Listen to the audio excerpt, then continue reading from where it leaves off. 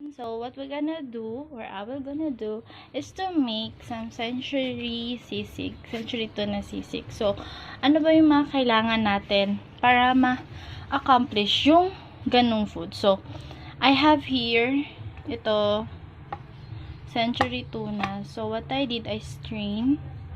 Pero there's a little bit, so, strain ko na lang. And then, after that, we will need some calamansi, juice of it, and then ginger, onion.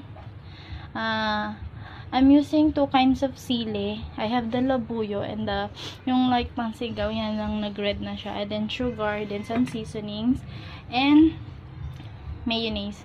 And then I will add some egg later on. And also pepper, grind pepper. So, let's start.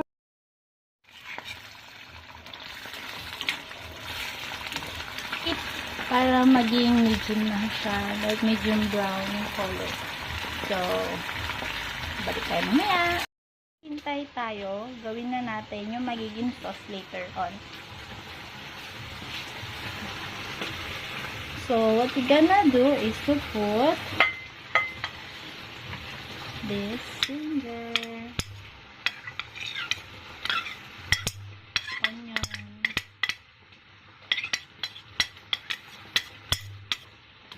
then itong kalamansi natin,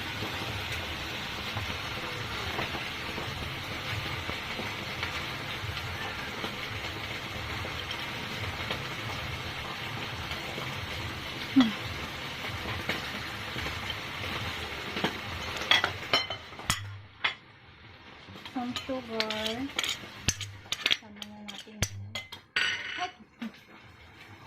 so, tomato, some soy sauce, Yan. then the mayonnaise. Yan. Wow. Mayonnaise. And Para then the mas pepper. maging masarap.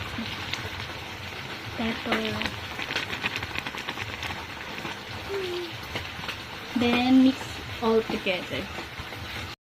Nakakalat ha. Yan, go.